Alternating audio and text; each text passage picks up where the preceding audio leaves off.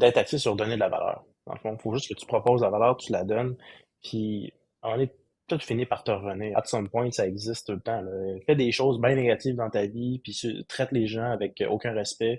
Ça se peut que ça te revienne en pleine face, mais donne de la valeur, sois gentil avec les gens, sois toujours en train de vouloir les aider, tu sais, être quelqu'un qui veut être collaboratif avec tout le monde, qui veut toujours trouver un moyen de faire la différence dans la vie des gens, soit personnel ou professionnel. Moi, comme dans le cadre financier, là, avant, une des choses qui m'a le plus aidé à me démarquer, c'est que des fois, j'allais au-delà de mon mandat. Tu sais, la personne, je le voyais, le couple, il y avait des enjeux. Et des fois, la conversation tombait juste humaine, là. On parlait de famille, on parlait d'enjeux sur le terrain, que une marmotte qui a tout détruit les tuyaux, puis là, ça créait des problèmes financiers, puis on faisait juste jaser en tant qu'humain, puis ça crée un lien humain, puis ça crée de la confiance, puis ben, à un moment donné, ils finissent par dire, bon, ben, cette personne-là, moi, je l'apprécie, pourquoi je ne mettrais pas mes choses avec lui?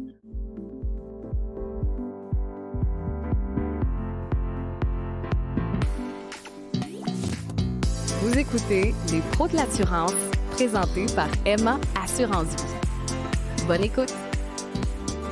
Félix, bonjour. Hey, salut Christine, on fait les Je- choses différemment aujourd'hui, ça va être le fun. Ouais, c'est ça, j'allais dire, j'ai fait le calcul. On est à 10 épisodes des pros de l'assurance déjà. Puis on se fait un spécial. On a décidé de se faire une conversation à propos d'un sujet dont on se parle souvent hors micro. Puis je pense qu'il est très, très intéressant pour les gens qui sont à l'écoute, qu'on soit vendeur, qu'on soit conseiller, qu'on soit en fait, là, Entrepreneur. oui, Hmm. exact. Dans n'importe quel domaine, on a beau avoir une super bonne idée, euh, la meilleure entreprise, être le meilleur vendeur, conseiller. Si on n'est pas capable de se vendre, on va. On peut être chanceux, là, mais de façon générale, ça va être plus long, ça va être plus difficile, ça se peut que ça ne fonctionne pas. Donc, la portion de comment projeter sa marque, comment faire en sorte de sortir du lot, puis de se vendre justement comme le fait, entre autres, Emma, en faisant les choses différemment. Je pense que c'est intéressant de le montrer sous ta perspective et sous la mienne, qui est directrice des communications avec vous depuis plusieurs mois déjà. Mhm. Alors, on va commencer comme ça, à brûle pour point. C'est quoi, selon toi, la chose qui a fait en sorte qu'Emma est ressortie, puis là, plus récemment dans les médias, mais depuis le début, c'est ce qui démarque un peu l'entreprise du reste des entreprises dans le domaine de l'assurance vie. Ben, tu sais, ce que j'aime de ce podcast-là qu'on fait aujourd'hui, c'est que tu le décris bien. À un moment donné, t'as pas à avoir le meilleur service, une offre qui est distinctive. Faut que tu sortes de ton bureau, puis que le mot, tu le projettes à l'extérieur au niveau de ta valeur. Dans le fond, c'est quoi ta valeur ajoutée? Et tu sais, ça fait ce mot-là, valeur ajoutée, ça vient, c'est quoi l'élément distinctif chez Emma qui fait que les gens ont le goût d'en parler. Là, quand je dis les gens, c'est les médias, c'est d'autres conseillers, c'est notre clientèle cible, là, les jeunes familles, c'est des gens de l'industrie qui sont bien positionnés, les assureurs. Qu'est-ce qui fait que Emma, c'est un sujet de conversation qui est le fun à parler entre eux, qui a créé des échanges? Ben, c'est là que faut que tu te positionnes sur c'est quoi ma proposition de valeur. Fait que nous, la proposition de valeur qu'on avait chez Emma, c'était de dire, bon, ben, on va commencer avec une clientèle qui est cible. Tu sais, nous, c'était les jeunes familles, le marché de masse. Ça, c'était important pour nous. C'est un marché qui était mal desservi Oui, en ce moment au Canada, puis que les tendances allaient plus vers c'est un marché qui va être de moins en moins approché par les conseillers de par la nature de l'industrie. Les conseillers dans l'industrie sont de plus en plus vieillissants. L'âge moyen n'arrête pas d'augmenter. Parce que moi, j'ai commencé dans le domaine en 2014. L'âge moyen, c'était 56 ans. Une couple d'années plus tard, 58 ans. Là, on approche le 60 ans d'âge moyen. Tu sais, oui, on essaie dans l'industrie de attirer les jeunes dans le domaine, mais c'est un métier qui est pas facile, là. Les gens sont 100% en commission, les règlements au niveau de la rémunération ont changé, ça n'a jamais été aussi dur qu'aujourd'hui être dans notre domaine. Puis dans 5 ans, ça va jamais avoir été aussi dur d'être dans le domaine. Fait que ça va pas en s'améliorant. Il y a de plus en plus de réglementation qui fait que c'est un métier qui est dur à catch-up rapidement. mais tu sais quoi, Faut- j'ai tendance à penser, mais quand tu as 20 quelques années, puis justement, tu n'as pas, je ne dirais pas grand-chose à perdre, mais tu n'as pas ouais. encore ta structure de vie, ta maison, c'est plus simple, selon moi, de se lancer. J'ai l'impression, t'es plus téméraire, peut-être que tu as moins de, justement, de contraintes. C'est clair que ça l'aide. Tu sais, ça l'aide. En fait, t'as pas grand-chose à perdre. Mm, C'est dur de gagner, mais t'as pas grand-chose à perdre. Fait qu'au moins, ouais, ben, cette portion-là de l'équation, là, le bout négatif, il est réglé, là. ouais, Tu sais, pour faire, ça peut, il y a différents niveaux d'extrême, là. Tu sais, c'est pas tout le temps la faillite, mais juste ne pas réussir dans le domaine. Quand tu partais avec une coupe de $100 dans tes poches, c'est pas la fin du monde non plus. Puis ça va avoir été une expérience de vie dans laquelle tu as grandi, puis tu vas être un meilleur professionnel tout le reste de ta carrière de par cette expérience-là qui va t'avoir forgé. Puis je pense même un meilleur être humain, là. Tu sais, on n'apprend jamais autant que dans l'adversité. Puis ça, c'est ouais. sûr que dans ce domaine-là, en commençant début vingtaine, l'adversité, c'est exactement ça que tu vas vivre à tous les jours. Puis c'est parfait. Par contre, souvent, on, comment qu'on bâtit une clientèle, il va souvent avoir un fameux projet, parce que là, les gens vont identifier leur réseau, mais ton réseau, il a le même âge que toi. Il Ouais. n'y a pas de famille, ils sont en train encore de tester avec qui ils voudraient se mettre en couple, on apprend encore de ces erreurs-là. C'est rare qu'on a des maisons, des besoins financiers. Puis ça, ben, ça fait qu'on tombe dans un environnement qui est difficile à pénétrer. Tu sais, oui, les gens, ils ont confiance en nous, ils veulent nous encourager, mais ils n'ont pas de besoin. Fait que là, faut que tu sortes de ta zone de confort. Puis là, tu vois des gens plus vieux que Ouais. toi. Fait que là, on va dire dans la trentaine. C'est quand même juste 5 à 10 ans de différence. Mais là, ces gens-là sont comme, toi, le kid, là, t'as même pas, t'as encore un peu le nombril mouillé, là. Tu vas me dire comment gérer mon hypothèque, faire mes placements, mon assurance. Tu n'as même pas encore rien vécu de tout ça. Fait que là, la crédibilité est quand même est frappée. Fait que là, souvent, on va essayer de compenser par de l'expertise, des titres professionnels, puis plein de choses, puis ça fonctionne. Ça, une bonne démarche, des bons processus, puis on va réussir à se démarquer. Mais ça reste quand même que c'est pas aussi facile dans vingtaine à débuter que dans trentaine, que dans quarantaine, de par ton réseau naturel. Fait que si je reviens à ta question sur le branding, nous, quand on avait identifié ces tendances-là, je sais que la famille allait être, dans le fond, délaissée, de par la difficulté d'entrer dans le domaine, les barrières à l'entrée, et dans le fond, bon, l'âge vieillissant, ben, les conseillers font quoi? Il y en a de moins en moins. Fait que pour rester rentable, ils se concentrent sur les clientèles à valeur nette un peu plus élevée.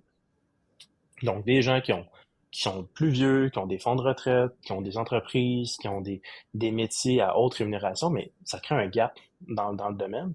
Puis on a un domaine qui est un peu mal fait. Les gens qui ont le plus besoin de notre expertise, de notre travail, c'est les gens, des fois, qui sont le moins payants pour nous. Parce que c'est les gens qui ont des difficultés financières. Tu sais, aider quelqu'un qui est fortuné à faire encore plus d'argent, c'est pas si compliqué que ça. Il y a des techniques, ça existe, il y a plein de professionnels, puis ils ont tout l'argent pour les payer, ces professionnels-là. Quelqu'un que ça se peut qu'à la prochaine paye, ça soit difficile de faire l'épicerie. Ça, c'est un autre défi, là. Ouais. Il y a un niveau d'urgence qui est plus grand. La capacité financière de s'offrir le service est plus limitée. La capacité d'optimisation, il n'y a pas grand-chose à optimiser parce qu'il n'y a pas grand revenu non plus, puis il n'y a pas différentes sources de revenus. Fait que là, ça commence à être un autre niveau de difficulté. Fait que nous, on s'est dit, la meilleure façon d'avoir un modèle qui est soutenable à long terme, c'est d'y aller dans le numérique, au niveau de cette clientèle-là. Fait que c'est pour ça qu'on s'est niché dans cette clientèle-là. Une fois que tu as cette réflexion-là, c'est bien beau, mais ça fait pas de Emma un sujet que le monde a envie de parler, là. On est loin de ça. Fait que là, on s'est dit, bon, ben là, il faut être différent. Fait que là, nous, on regardait l'industrie, c'est très corporate. Tu sais, c'est des marques, tu sais, tu sais, pense à Manivie, Sun C'est Life, des institutions. Industrielle Alliance, tu sais, c'est des banques nationales, tu sais, c'est des institutions, comme tu dis, on est loin de quelque chose euh, que les gens peuvent se Auxquelles ils je peuvent vais le dire en s'identifier. anglais, ils s'identifient, exact. Ouais. Donc, ils peuvent s'identifier. Fait que là, ben, comment qu'on va bâtir un brand que les gens vont pouvoir s'identifier? Ben là, il faut s'éloigner du monde institutionnel, on n'a pas le choix. Fait qu'on dit, la meilleure façon de faire ça, c'est de faire un brand qui est humain. C'est pour ça qu'il s'appelle Emma. Tu sais, ça aurait pu s'appeler Clara, Théo, mais il fallait que ça soit humain. Pour nous, c'était ultra important. Ça Et ça, c'est un sonne des. jeune aussi, Emma. Ça sonne jeune. On ne pouvait pas appeler ça Henri. On aurait pu l'appeler Henri. Mais pour nous, ça faisait un peu moins de sens. Puis Emma, ben, c'était un des prénoms les plus populaires depuis des années et des années et des années. Puis les brands étaient l'opportunité de branding, de faire un trademark autour de ce brand-là en service financier. C'était encore disponible à l'époque, en 2017-2018. Fait que pour nous, c'était un peu un no-brainer, Emma. Ça a bien fité. Mais après ça, là, il y a pas juste le nom, là, il y a comme toute l'identité de la marque derrière ça. Ouais. Ça aussi, il faut que ça distingue. Toutes les brands corporate qu'on a montré tantôt, on est plus dans les couleurs corpo, le bleu foncé, le vert foncé, le rouge, c'est quasiment Bourgogne. Là, tu sais, il y a il y a du contenu là, dans ces couleurs-là. C'est pas des couleurs pastel comme ce que nous, Emma, on a choisi. Ouais, Fait que là, une fois que on n'est pas expert dans l'analyse des couleurs, mais clairement, c'est quelque chose qui dénote d'un petit peu plus de. euh, légèreté. ouais, c'est plus directif, c'est plus. Je sais pas comment le dire, c'est ce à quoi on est habitué, en fait, de ce Ouais. domaine-là. Ouais. Fait que là, c'est ça. Fait que là, on risque d'avoir un contraste, dans le fond, avec l'industrie. Fait que clairement, les gens qui vont regarder Emma pour la première fois, puis qui vont l'associer à l'industrie, ils vont dire, OK, ça, c'est différent. C'est pas X, Y, Z, service financier, c'est Emma, ça a un brand unique, ça a des couleurs différentes, ça a une approche, où au lieu de mettre le professionnel de l'avant, de comme, mettons, on va dire, moi, Félix Deschâtelet, je suis un professionnel, j'ai titré, j'ai tant de clients, j'ai tant de millions de suggestions. Vient vraiment asseoir la crédibilité du brand vers la crédibilité d'un individu, qui est une technique merveilleuse quand on est conseillé à plus petite échelle, parce que là, on va avoir une équipe de 5-10 personnes maximum. Là, ça va faire énormément de sens parce que les gens, c'est ça qu'ils achètent. Ils achètent l'expertise de pouvoir travailler avec cet individu-là qui est game changer dans mes finances perso. Mais à l'ambition que nous, on avait avec Emma au niveau de la distribution nationale au Canada, on pouvait pas se permettre d'aller de cette façon-là. Fait qu'on a mis d'autres éléments de l'avant. Une marque, une identité, des Puis, valeurs. j'aimerais ça qu'on revienne sur, parce qu'on parle de la marque, puis là, auprès des consommateurs, mais il y a aussi une question de légitimité, de la confiance aussi au niveau de l'industrie, hein, et des investisseurs, entre autres. Donc, tu sais, quand on dit projeter sa marque, c'est aussi comment on fait pour se faire prendre au sérieux, pas seulement par le consommateur, mais aussi par les autres joueurs dont on a parlé plus tôt, qui sont déjà établis, puis bon, qui vont commencer à nous trouver un peu dérangeants à un certain point parce qu'on prend de la place. Ça, comment on fait pour se faire prendre au sérieux, se faire respecter? Puis aussi, ben, on le sait, dans le cas actuel, les investisseurs aussi qui se disent, bon, OK, on embarque, mais tu sais, il va falloir que tu, comment dire, que tu justifies après ça notre investissement, dire est-ce qu'on a fait un bon move avec vous autres? T'sais. Ben, c'est là que tu sais, ça revient. Tu sais, maintenant, il y a pas de raccourci pour avoir de la crédibilité. Là. Tu sais, ça se passe dans l'exécution, puis dans la qualité du service rendu. C'est là que tout se joue. Tu beau avoir le plus beau contenu, puis on est fiers de ce qu'on a chez Emma. Nous, on les connaît nos défauts au niveau de notre branding, puis on veut continuer de nous améliorer. Fait que c'est sûr, tu sais, nous, la marque, elle va toujours être en progression, en amélioration, mais on est quand même conscient qu'on a un beau contenant. Par contre, ce qui est à l'intérieur, c'est pas juste la crédibilité au niveau d'investisseurs, des autres institutions financières avec qui on fait des partenariats, c'est aussi nos clients. Tu sais, les clients nous confient un peu leur sécurité financière. Il faut avoir cette confiance-là. Ça- Jamais le contenu va être suffisant. C'est impossible. Faut que quand ils vont... Mais par contre, le contenu attire les yeux, le regard. Ouais. Fait qu'ils vont le considérer. Fait que là, une fois qu'ils l'ont considéré, si tu es en mesure d'exécuter avec professionnalisme, crédibilité, livrer un service de qualité, à la fin, il n'y aura pas de la confiance qui est bâtie. Puis s'il n'y a pas de confiance qui est bâtie, il n'y aura pas de transaction avec un client. Il n'y aura pas de transaction avec un investisseur. Puis il n'y aura pas de transaction de mode de partenaire stratégique avec un joueur de l'industrie. Ça ne se passera pas. Puis tu seras même pas en mesure d'avoir un employé parce qu'à un moment donné, ils vont... Ça se sent, là, comme Ouais. business, est pas ce que le contenu démontre. On est capable de le sniff assez rapidement. Fait que ça, c'était l'autre volet qui était là, fallait exécuter. Puis c'est là aussi qu'on s'est démarqué. On est arrivé avec une approche qui était différente, ça va être en ligne, on va initier les conversations en ligne, on va aider le client à gérer sa situation de sécurité financière dans le temps le plus rapide possible, puis une approche qui est ultra simplifiée. Ça, on a bien été capable de l'exécuter très, très, très rapidement. Puis ça a commencé à bâtir de la confiance. Puis c'est comme ça qu'on a réussi à avoir l'intérêt d'aller un peu plus loin que juste une première rencontre, une première visite sur le site web d'investisseurs, de partenaires stratégiques. C'est parce qu'on livrait la marchandise. C'était pas parfait, là. Des erreurs, on en a fait un paquet, là, des anecdotes là, où ce que on était censé faire un produit qui était comme un peu en ligne, non face-to-face, puis qu'il a fallu que je prenne mon auto de Montréal, que je me rende jusqu'à dans le fin fond d'un rang autour de Trois-Rivières en Mauricie pour être capable de livrer le contrat, la signature, parce que j'avais pas pensé à un élément particulier que là, j'ai besoin absolument d'une signature manuscrite. C'est arrivé, on les a assumés, puis on est allé le livrer. Mais ces clients-là étaient je viens de l'Abitibi-Témiscamingue, dans le fin fond de l'Abitibi. Et boy, là, c'était pas la même route, là. Mais en tant qu'entreprise, si on veut livrer le service qu'on promet, ben, faut être capable d'aller faire ces efforts-là. C'est ça, puis tu disais, faut pas s'attendre à ce que ça se fasse du jour au lendemain, à aller chercher, par exemple, cette crédibilité-là des deux côtés, tu sais, consommateurs et Ouais. institutions. C'est un peu c'est le même principe si on parle de relations publiques, OK? De la crédibilité au niveau externe, c'est souvent une long game. Puis ça, il faut le garder en tête parce qu'il y a des gens, puis il y a une différence aussi entre la pub, donc ce pourquoi on paye. Si on dit, OK, on fait une grosse campagne, on paye un gros montant, oui, probablement que le retour va être plus direct, on le souhaite parce qu'avec l'investissement qu'on a fait, idéalement, il faut que ça nous revienne. Puis encore là, ben c'est une crédibilité qui est différente parce qu'elle n'est pas bâtie sur le long terme, elle se fait comme dans Elle est l'instantané. achetée. Là, on disait ça, elle est achetée puis on le sait. C'est un peu comme les articles qu'on va soit avoir parce qu'on a démarché puis on a trouvé on appelle ça un hook, là, mais tu sais, une ligne intéressante. On a lancé une ligne à l'eau puis ça a mordu, tu sais, puis c'est intéressant autant du côté média que pour nous. Ça, c'est organique versus lorsqu'on va faire ce qu'on appelle un article qui est payant. Donc, on bâtit un contenu, mais on paye le média pour la diffusion. C'est certain que dans ce cas-là, l'article va ressembler davantage à ce qu'on veut. On va mettre exactement les points, les virgules, les mots qu'on souhaite. Par contre, souvent, ça se sent, ça se remarque dans la lecture, c'est trop positif, c'est trop bonbon.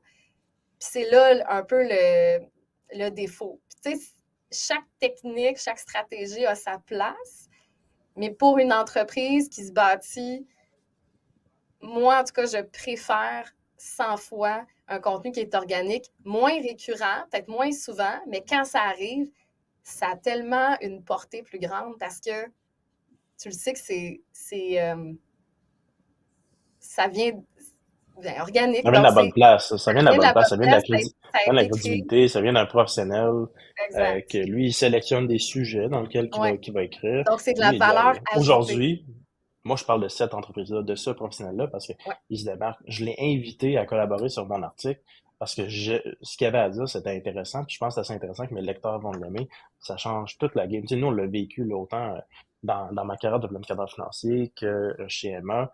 Les deux côtés de la médaille. Là. Tu sais, on achète notre visibilité versus on l'a de façon organique. C'est totalement différent. Là. Oui, on peut avoir un reach qui est intéressant avec de la, de la- une visibilité qui est achetée. Ouais. Par contre, quand on regarde la conversion vers, mettons, un appel, une conversation avec le lecteur, la personne qui écoute le contenu, c'est pas pantoute pareil. Là. On est loin du compte versus un contenu organique.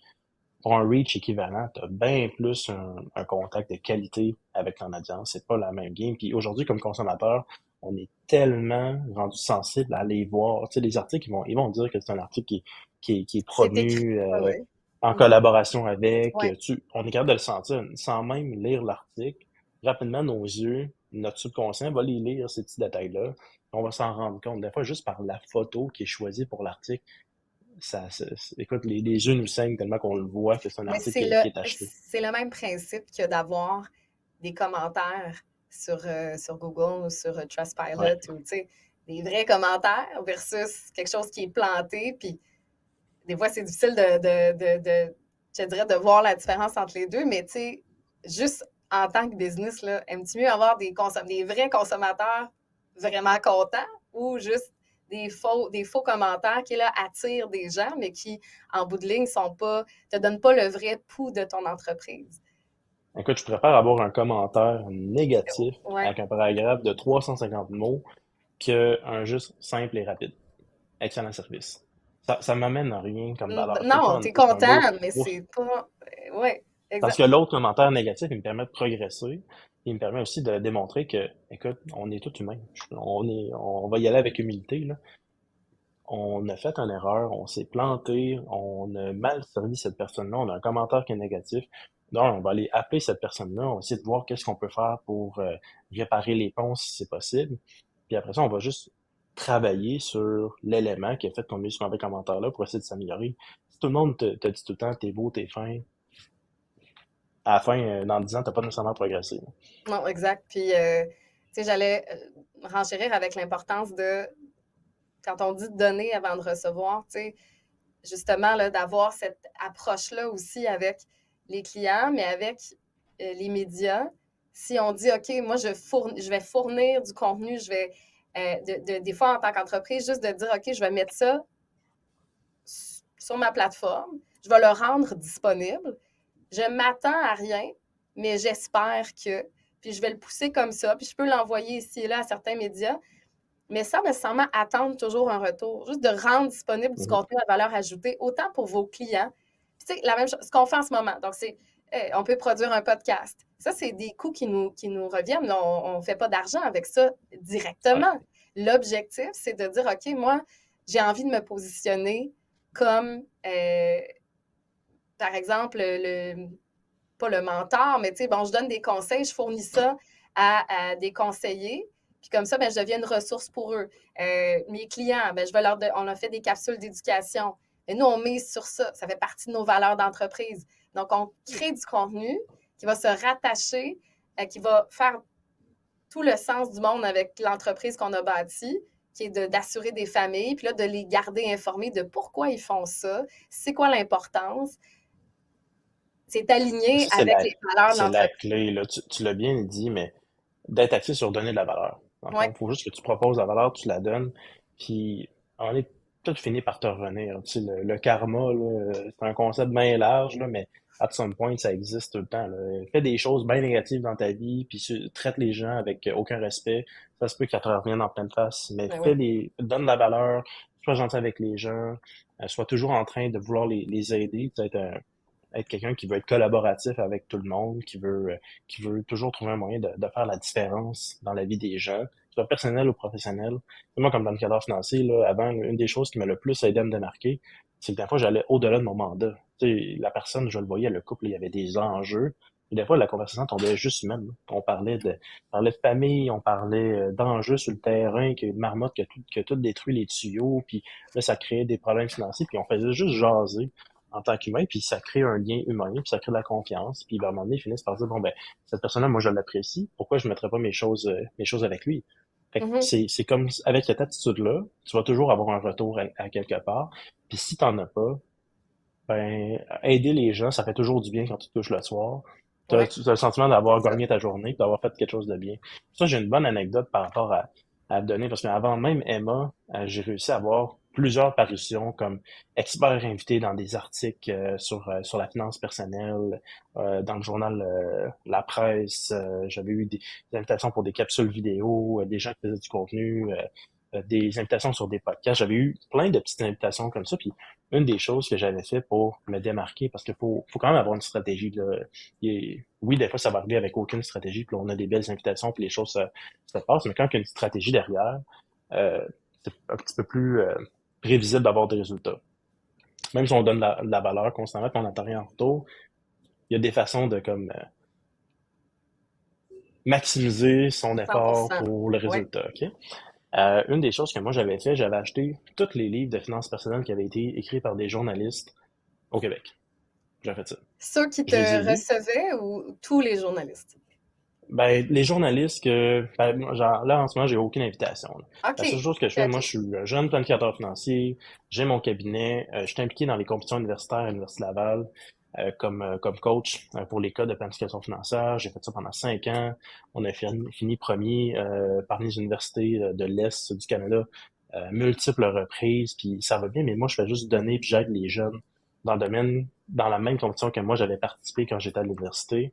Puis ça, j'aime ça. Fait que ça me permet de voir plusieurs choses, de parler de sujets avancés, d'être en contact avec des professeurs d'université, que eux, des fois, vont se faire rappeler par les médias. Mais ça, là, c'est des résultats non sollicités, là. C'était pas ça mon but. Moi, mon but, c'était de Ouais. redonner aux personnes la même chose que moi, j'ai reçu. Je me suis fait coacher par des gens qui étaient dans le domaine.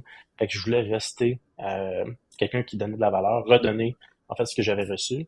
Ça m'a énormément apporté dans ma carrière jusqu'à maintenant. Puis ça m'a aussi permis de développer un peu une mentalité de mentor. Qu'est-ce que je peux faire pour être un bon mentor qui attend rien en retour, là? C'est quoi? Comment que moi je peux t'aider dans ton jeune début de carrière pour faire la différence? Puis c'est drôle, hein, ils finissent tout le temps par cogner à la porte pour un conseil, une opportunité, Ouais. peu importe. Fait que ça, Mhm. c'était où j'étais à ce moment-là. Fait que moi, je décide d'acheter tous les livres de finances personnelles. Trouve les finances personnelles, les livres de finances personnelles au Québec qui ont été écrits par des journalistes qui écrivent encore aujourd'hui. Puis c'est ces livres-là que moi j'avais achetés. Je les ai lus. Puis après ça, je me suis mis à écrire des articles sur un blog, sur mon site internet. J'écrivais des articles sur de finances personnelles, sur des sujets qu'eux, ils avaient déjà parlé. Puis là, j'écrivais là-dessus. Puis là, ben, Ton on commençait à opinion, avoir puis mon opinion, mon point de vue professionnel, ainsi de suite. Fait que je me bâtis un peu un portfolio d'articles sur qu'est-ce que j'avais à dire, puis ça venait de moi, là. C'était pas écrit, c'était pas révisé. Écoute, il y avait des fautes de français là-dedans parce que j'ai jamais été le meilleur en français, mais ça venait de la bonne place, ça venait de ça. À un moment donné, je suis tombé un peu plus professionnel, puis là, je faisais réviser mes textes, mais puis on a corrigé plein de choses, puis c'est parfait. Faut être soigneux, faut être soigné dans son approche tout le temps. Mais tu sais, je partais de loin, là. Tout ça mm. venait de la bonne place. Fait que là, quand j'ai ces livres-là, je me suis mis à écrire aux journalistes en disant, hey, j'ai lu ton livre, j'ai vraiment trouvé ça intéressant. Tel sujet sur, mettons, le chapitre 25 m'a inspiré 3 articles sur la fiscalité des chalets. Puis là, je mettais les liens, puis je laissais ça aller comme ça. Puis ce qui est arrivé, de bon an mal an, on avait des conversations sur LinkedIn, sur Messenger, sur des courriels. Ben, on est ce journaliste-là, quand il y avait un sujet qu'il voulait choisir, il était comme, hey, ce gars-là, il a une opinion, je regardais rapidement ce qu'il fait, il a l'air de connaître tel sujet. Euh, je me suis fait contacter. Puis là, j'en ai eu une opportunité. Fait que là, j'ai collaboré dans cette opportunité-là. Puis au début, c'était pas des journaux connus, là. C'était un blog personnel d'un journaliste, d'une Ouais. journaliste. Fait que là, OK, parfait. J'aurais pu faire, ah non, ouais, ça c'est trop petit pour moi, ça va rien m'apporter. Mais si j'ai cette attitude-là en partant, je me rendrai jamais à l'autre niveau, c'est impossible. Fait que j'ai fait, parfait, on collabore sur ce blog-là. Fait que non, on collabore ensemble, on s'échange des choses. Puis à un moment donné, ben, elle a eu un mandat pour la presse. Puis là, elle m'a invité. Puis là, j'ai fait 2, 3 commentaires.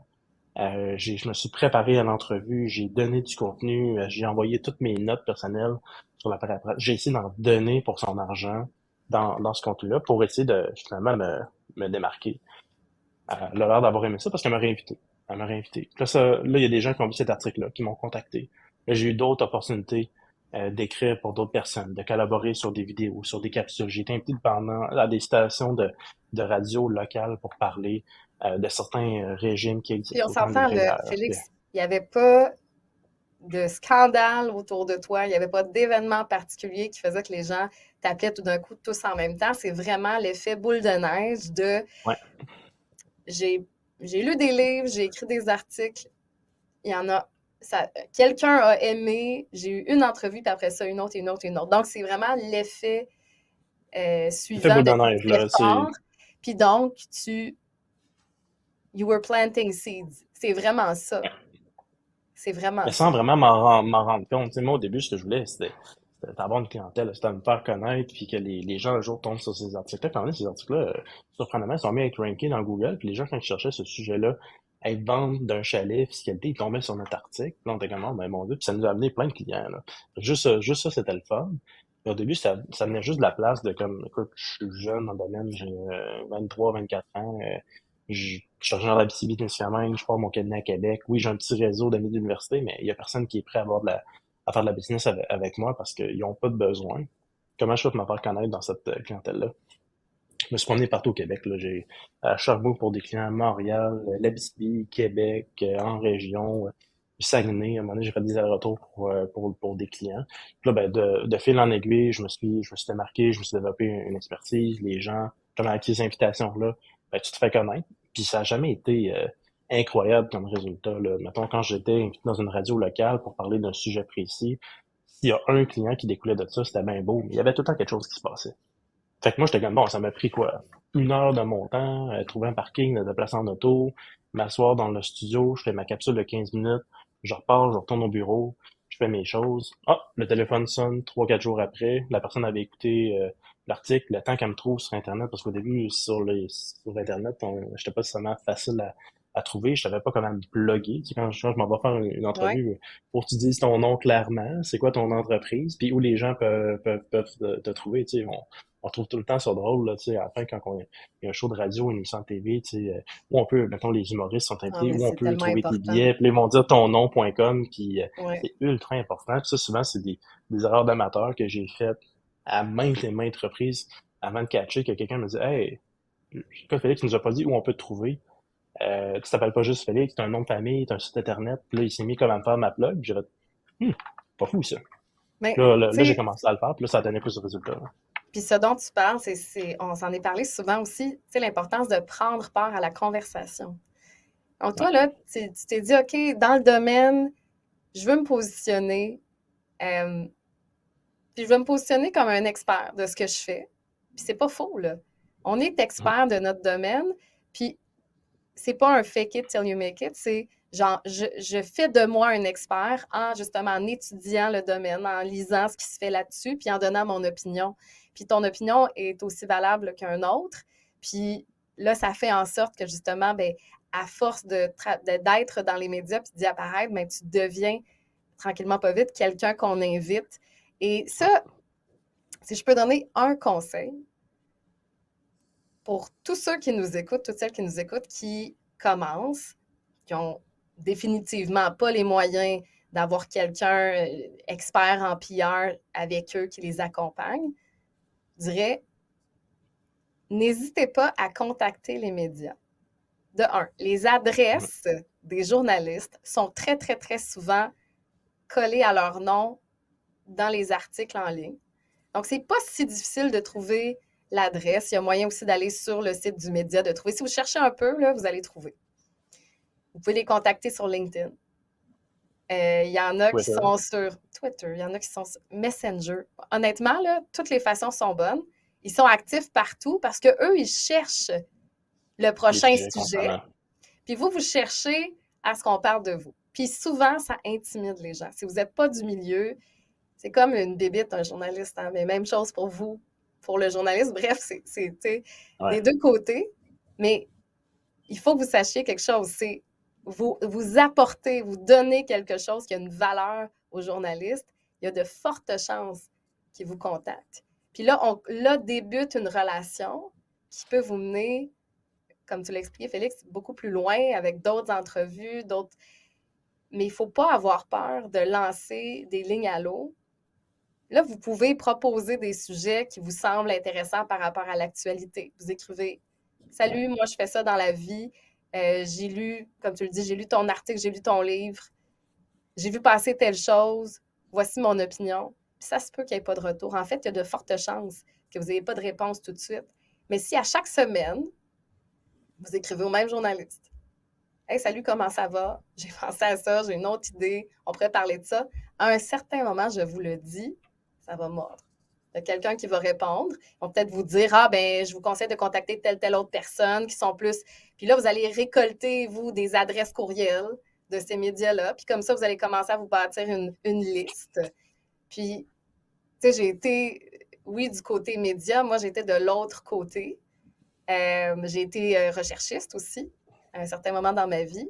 Et je vous confirme qu'il y a certaines émissions qui ne sont pas pleines, puis qu'on cherche des experts, des gens, puis on aime certaines personnes, mais on ne veut pas toujours entendre les mêmes. Ça, c'est vrai. Ouais. Donc, parfois, on a un ou deux noms qu'on appelle souvent, parce qu'on sait qu'ils sont bons, c'est facile. On veut quelqu'un qui est bon en nombre, donc on se fie, on dit, OK, avec lui, on le sait, avec elle, ça va bien fonctionner, mais il n'y a rien qui empêche qu'à un moment donné, c'est votre tour, là. C'est votre tour, puis il faut être Puis ça prêt. prend. Puis les gens sont gentils, ils vont te coacher. Là. Oui, Si ça se pose des questions, dire hey, comment que je réponds à la question? Est-ce que je reformule la question? Est-ce que je réponds en effet? Puis là, je fais non, mais ma parce qu'en formulation. Ils vont nombre, te le dire de la bonne façon de le faire. eux veulent que ça se passe bien. Donc, c'est dans leur intérêt de faire en Exact. sorte que vous soyez à l'aise. Même principe, Félix, quand tu as fait l'entrevue récemment à RDI, tu sais, on t'a coaché, là. Tu as été Mhm. accompagné, tu t'es senti. Donc, ça vaut la peine, comme ça, de lancer des perches puis d'essayer, parce que ça va ultimement amener à quelque chose. Puis la chose que je pense que je peux rajouter par rapport à ça, parce que eu, malheureusement ou heureusement, le même sentiment que peut-être certains d'entre vous, là, vous avez là, comme conseiller, comme planificateur financier. On s'entend. On connaît plus les sujets financiers que le commun des mortels, que monsieur, madame, tout le monde. Ça, c'est clair. Parce que on étudie là-dedans, on est des experts, on fait de la formation continue. C'est un sujet qui nous passionne. Clairement, on en connaît plus que les autres. Mais est-ce qu'on est l'expert numéro un au monde des REER? C'est sûr que non. Tu sais, tout le monde part d'une place, puis tout le monde finit à quelque part, mais comment qu'on fait pour identifier l'expert numéro un? Est-ce que c'est à lui vraiment qu'on veut parler? Au niveau, tu sais, mettons, je suis un média, c'est à l'expert numéro un des REER? Pas nécessairement. Des fois, tu sais, c'est un ensemble de qualités qui fait qu'on va être imputé. L'important, c'est de connaître son sujet, puis Oui. d'avoir une certaine expertise. Pas obligé d'être le meilleur, par contre, mais d'avoir une certaine expertise. Être capable de projeter une réponse de la bonne façon. Tu sais, faut pas être gêné quand on parle, ou t'intimider ou parler trop fort parce que là, on On veut est essayer, on est nerveux. stressé, puis là. Oui. Exact. Fait que, il y a une façon de communiquer, puis ça s'apprend. Tu sais, au début, on s'entend, la première fois que j'ai fait un téléphone avec un journaliste, j'étais stressé, j'avais la jambe qui shakeait, puis j'étais même pas enregistré, là. C'était juste comme je parle avec un journaliste, j'étais nerveux. Imaginez la première fois que j'ai eu un micro devant moi dans une station de radio, je capotais, là. C'était vraiment stressant. Mais ça s'apprend, on est de plus en plus à l'aise, on se fait coacher à travers le temps.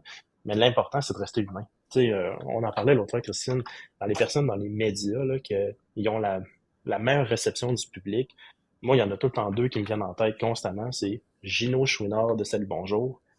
Parle-moi d'un homme qui a l'air vrai. Des fois, il se plante, il rit, il va faire des jokes avec ses collègues. Oui. Ça il est arrivé de faire plein d'erreurs, puis il va tout le temps le prendre comme un humain, cet événement-là. C'est ça qu'on fait qu'on aime. On est capable de s'identifier à lui. Il y a plein de papas au Québec. On va dire, c'est un peu comme Gino dans ces moments-là. Ça c'est important. L'autre personne, c'est Dave Morissette, au sport. Parle-moi de quelqu'un qui se prend pas au sérieux, qui a l'humilité, il fait des choses que dans les cours qui sont donnés sur à UQAM en communication, c'est pas recommandé, là. C'est un Oui. gros non de pas faire Oui. ça. Mais il le fait avec humanité. C'est ça qui fait que le monde l'aime, puis a envie de l'écouter. Et Je pourrais qu'on rester, pardonne aussi beaucoup plus certaines petites erreurs. Tu sais, qu'on pardonnerait peut-être pas à ouais. un autre parce que, mon Dieu, on est tellement habitué de le voir. Mais effectivement, tu sais, ayez pas peur d'être vous-même aussi. Mhm, Ça a une valeur ajoutée, ça aussi, d'être capable de absolument. rester soi-même, puis d'avoir son rire communicatif, puis sa façon de gesticuler comme moi tout le temps. Si vous regardez la Ouais. vidéo, vous allez comprendre, mais tu sais, ça, ça donne de la couleur à qui vous êtes, puis ça donne de la couleur à votre marque aussi, à votre brand. Mais c'est juste ça que les journalistes aussi ils veulent, tu sais, les médias, c'est d'avoir différentes couleurs. C'est pas tout le monde qui aime le rouge. Des fois, on veut avoir du jaune. C'est Mhm. bien correct comme ça. La Ouais. pire chose à faire, je pense, pour se préparer à une entrevue, c'est de regarder quelqu'un qui en a fait souvent des entrevues. Mettons que je prends exemple Pierre-Yves McSween. Moi, je regarde Pierre-Yves McSween, je me dis, OK, je vais être Pierre-Yves McSween 2. C'est la pire chose à faire. Il y a personne qui va être capable d'avoir la même couleur que Pierre-Yves. C'est Pierre-Yves qui l'a. C'est sa propre Pierre-Yves, on le identité à salue, lui. là, est excellent. Il y en a beaucoup qui aimeraient être Excellent. Pierre-Yves, mais il y en a juste Exact. un. Il y a juste Pierre-Yves, quoi. Exact. Il y a juste lui. Fait que, ben, toi, Ouais. tu peux être toi. Tu sais, moi, j'étais Félix.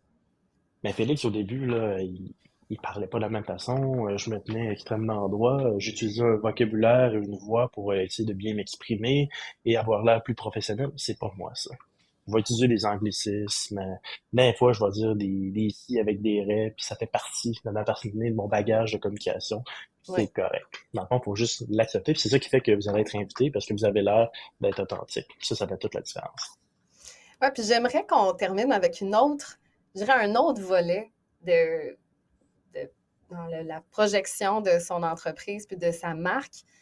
On parle des médias, puis oui, c'est le fun quand on a une opportunité de parler sur un média à grande écoute, mais il y a aussi toute la production de contenu qui peut nous Mhm. permettre de nous projeter comme ça depuis là où on est, notre salon, notre business ou peu importe, avec un équipement minimal, puis nous donner quand même cette légitimité à un certain point. Hein, quand on produit du contenu comme ce podcast, mais aussi des vidéos, de l'information, on en a parlé de la valeur ajoutée. Puis, tu sais, vous, de vous positionner comme expert, d'être celui qui donne les conseils et tout, ça peut pas nuire. Moi, je pense que c'est toujours un plus quand une entreprise se positionne en produisant du contenu comme ça, puis donne son opinion sur certains sujets. Vous pouvez vous improviser. À la limite, c'est déjà de sortir un peu puis de montrer ses couleurs. Je trouve que on le fait de plus en plus, puis je pense que c'est accessible à tous aussi. Sans être justement celui ou celle qui est dans les médias tous les jours, on a une plateforme qui est accessible. On en a plusieurs, en fait. Faut pas essayer d'être parfait. Vous allez jamais être la meilleure version de vous-même. Il y a deux choses que je veux parler. Il y a comme Gary Vaynerchuk, puis un autre, un acteur là, Hollywood, bref, je me rappelle plus son nom, mais il avait fait un speech aux Oscars qui avait dit, moi, dans le fond, je suis tout le temps en train de chase ma version de moi-même dans 10 ans. Vous n'allez jamais être cette version-là aujourd'hui. C'est une amélioration continue. Puis quand on regarde Gary Vaynerchuk aux États-Unis, taper son nom dans Google, puis aller regarder ses vieux vidéos. Il parlait de vin en ligne. La qualité vidéo est médiocre, sonore est médiocre. Il parle, les lèvres toutes mauves, les dents toutes mauves. Il a quasiment l'air tipsy, un peu, en faisant sa capsule. Puis tu le regardes aujourd'hui, à quel point il prend de la place dans les médias, puis s'exprime bien, puis s'améliorer. On s'améliore constamment. Puis à chaque fois qu'il allait faire une capsule comme celle d'aujourd'hui, Christine, on va la regarder dans 3 ans, dans 5 ans, on va dire, oh my god, wow, que j'ai dit ça, que j'ai parlé de même. Je suis tellement rendu ailleurs parce que comme humain, tu progresses tout le temps. Et ça, c'est ultra important. Dans les meilleures façons de se projeter, là, tu parles d'équipement minimum avec, un téléphone cellulaire, là, ça peut pas être des choses. N'importe quel influenceur, aujourd'hui, c'est son outil de travail numéro 1, c'est un téléphone cellulaire. Tu peux faire des vidéos, tu peux enregistrer ta voix, tu peux publier sur toutes les plateformes, tu peux, gérer une business au complet avec juste un téléphone cellulaire. Même pas besoin d'ordinateur portable pour le faire. Juste un téléphone cellulaire, puis garde le téléphone pour communiquer avec tous nos amis aujourd'hui. C'est pas mal l'outil numéro 1 qu'on a besoin d'avoir, fait qu'il est dans votre poche. Ça, c'est un bel outil, mais l'autre outil que souvent je trouve qui est négligé aujourd'hui, c'est les infolettres. C'est tellement vieux, une infolette. C'est cliché, mais tu veux te positionner comme un expert dans ton domaine. Tu sais, les sujets d'actualité, là, ça va toujours être pertinent. Mais une infolette qui parle de l'actualité financière à toutes les semaines, je dis, hey, ça, c'est l'infolette par Félix Deschâtelet. Tu peux t'abonner sur mon infolette à chaque semaine. Tous les jeudis, midi, je publie mon infolette sur l'actualité financière, puis je donne mon opinion. Au début, là, il va y avoir 2 lecteurs. Oui. Ta blonde puis ta mère. That's it. Ça va être ça. Ou ton chum. Tu sais, ça va être ça, les lecteurs de ton infolette, parce qu'eux, ils vont t'encourager, peu importe le projet que tu fais. Mais, de fil en aiguille, t'as un client qui va s'acheter cette infolette-là. T'as plus de gens. Elle va se faire connaître. Puis là, à un moment donné, t'as fait des reach à des journalistes pour faire parler de ton infolette, des articles que t'as écrits, des sujets qui pourraient être intéressants. Puis il va dire, moi, je me cherche tout le temps des sujets. Fait que mon infolette, la journaliste pourrait s'abonner pour avoir des idées de sujets constamment, parce que moi, je suis un expert dans le domaine, puis je suis tout le temps en train de me positionner, d'essayer de trouver les dernières pépites qui ont sorti, puis l'actualité. Tu fais un travail de défrichage. Il va peut-être juste s'inscrire comme recherchiste à ton infolette pour avoir plein d'idées qui vont sortir. Tu as des recherchistes qui vont s'abonner à ton infolette. Fait que de fil en aiguille, l'infolette devient de plus en plus grande. Oui. Puis ils vont juste t'écrire directement. Hey, t'as parlé de tel sujet, vraiment intéressant. Il y a personne qui en parle en ce moment. De l'impact financier des assurances qui paieront pas à cause des inondations qu'il y a eu à Baie-Saint-Paul dernièrement. Puis qu'il y a des petites failles pour s'assurer d'être payé. Il y a eu plein de scandales au niveau de l'aviation, puis il y a des façons de se faire rembourser. Puis toi, tu as écrit un bel article dans ton infolette par rapport à ça. Moi, j'ai envie d'en parler de ce sujet-là. Puis vu qu'il y a personne d'autre qui en parle que toi, ils vont t'inviter naturellement, organiquement. Ça fait les meilleurs contenus. Sais-tu, j'ai l'impression que c'est positionné. C'est ça, l'infolettre, là, ça dénote même de plus de sérieux un petit peu. C'est comme, en plus de ça. Puis il y a une récurrence aussi. Vous pouvez le faire là, si vous produisez des capsules, dire OK, moi, tous les 2 jours, j'en fais une. Puis si vous le faites, je pense que ça aussi, c'est un mot-clé, la récurrence, la constance, en fait, de publication. Puis si, effectivement, moi, à toutes les semaines, je vois le nom de Félix apparaître dans ma boîte courriel, à un certain moment, peut-être que je le lis pas tout le temps, je le vois, tout ça, mais à un certain moment, ça allume, j'ai un sujet, je cherche, lui, il fait ça, puis les étoiles s'alignent, comme on dit. Ouais. Donc, restez toujours à l'affût, puis créez du contenu, faites partie de la conversation, n'hésitez pas à vous impliquer, parce que votre nom ressorte le plus souvent possible pour qu'à un certain moment, ça devienne un automatisme. Puis qu'il n'y a rien de plus gratifiant. Je dis personnellement pour quelqu'un qui est en relation publique, mais tu sais, ça peut être pour vous qui faites votre propre PR, de vous faire appeler par un journaliste pour avoir votre opinion sur quelque chose. De ne pas avoir à le contacter, mais que ce soit les médias qui vous contactent directement. Oh là, vous êtes rendu quelque part. Là, vous avez fait un bond de géant dans cette démarche-là auprès des médias. Puis, en tout cas, une bonne partie de la mission est accomplie. Écoute, ça c'est vrai, là, pour l'avoir vécu, là, quand ton nom sort du chapeau magique, puis c'est Oui, toi qui est appelé, tu te sens quand même un peu important. C'est que là, faut que tu gères ton ego, ton oui, oui, dignité, oui. puis ça, c'est ultra important là-dedans. Mais c'est sûr, ça fait un velours, tu sais, c'est flatteur de se faire inviter. La dernière chose à faire, par contre, c'est de pas prendre ça au sérieux. Quand Oui, ton nom sort du chapeau, la pression n'a jamais été aussi élevée. Parce que là, la personne a mis un peu sa tête sur le bûcher pour toi. Elle s'est dit, moi, j'invite cette personne-là, puis elle va être bonne. Puis là, des fois, c'est la première fois que tu vas être pigé dans le chapeau. Fait que là, faut que tu sois vraiment, vraiment sérieux parce que autant que c'est gratifiant pis c'est le fun, faut que tu livres un niveau équivalent, sinon supérieur de valeur. Fait que ça, c'est important à comprendre. Puis peut-être même en terminant, là, Christine, une des choses que je trouve qui est une belle opportunité à aller chercher, c'est les médias locaux. Tu sais, souvent, on voit les grands journaux, le Journal de Montréal, Les oui. Affaires, Le Devoir, La Presse, puis ça, c'est les grandes parutions là, qui flashent. Là. C'est sûr, c'est le fun. Là. Quand ton nom sort dans ces Mhm. journaux-là, ta mère, elle découpe, elle le met dans un cadre, puis elle le met dans ta chambre quand t'étais bébé, puis ça va rester là à jamais. Tu sais. Ça, c'est le fun. Par contre, dans les journaux locaux, c'est là que ta population locale, tes clients Oui. potentiels, ils prennent leurs nouvelles. Puis c'est encore important aujourd'hui, les médias locaux. Stations de radio locaux, stations de TV locales, les journaux locaux. Des fois, il y a des magazines, il y a des fois des événements dans des clubs Lyon là, qui existent. Parce qu'ils cherchent des fois des conférenciers pour parler d'un sujet Des qui est clubs important privés, parce oui. que des clubs privés, parce que la mine, dans le coin de moi, j'en ai Abitibi, effectivement, des exemples de mines puis de grandes scieries, là. Euh, la mine, elle est en train de changer le fonds de pension, puis là, ça a des impacts sur plein de monde. Fait que de bien comprendre ces sujets-là, t'en as pas d'experts là-bas. Fait que des fois, de juste de proposer son nom puis les contacter. Mais ce qui est le fun des médias locaux, c'est qu'il y a des gens que vous connaissez. Que tu allé à l'école avec, vos parents les Exact, connaissent, vous c'est avez un vrai. nom. Les chances que vous ayez à 2, 3 contacts interposés, un lien direct avec cette personne-là sont extrêmement élevés. Après ça, vous connaissez peut-être aussi même leurs habitudes de vie. Tu sais, à Amos, en Abitibi-Témiscamingue, d'où je viens, il y a 13 000 habitants. Mais il y a 2 journaux locaux, il y a 3 stations de radio, il y a un poste de TV. Écoute, pour 13 000 habitants, c'est quand même du stock. Ben, ils vont tous dans les mêmes restos, ils vont tous dans les mêmes bars, ils vont tous dans les mêmes genres d'activités quand il y a un show de musique, une pièce de théâtre, un spectacle d'humour qui est là. Ils perdez absolument rien à juste aller leur serrer à la main puis vous présenter. Ça, là, ça va tellement vous amener loin. Puis le jour que le média locaux, écoute, l'Amossois, là, en Abitibi, une petite chronique sur les finances personnelles. Pourquoi il voudrait pas avoir ça dans son contenu? Ça y attire 150 lecteurs supplémentaires parce que la chronique, le monde l'aime. Ben, c'est déjà ça de plus. Ça vous a déjà positionné. Quand vous allez vous présenter avec des clients, vous allez être capable de dire, ah, regarde, justement, j'ai pris l'habitude de garder tous les journaux dans lesquels j'ai eu mes petites chroniques. J'en suis fier, je suis rendu à 38 exemplaires dans lesquels j'ai mes chroniques. C'est de la crédibilité auprès de vos Oui. clients. Ça, c'est bien plus facile à aller chercher pour débuter. Ça peut faire toute la différence. Moi, là, je viens de parler d'un peu un truc pour entrer en contact. Toi, de ton expérience de PR, qu'est-ce que tu pourrais rajouter à ça pour te démarquer et t'assurer d'avoir dans le fond, sortir du chapeau et d'être invité? Là?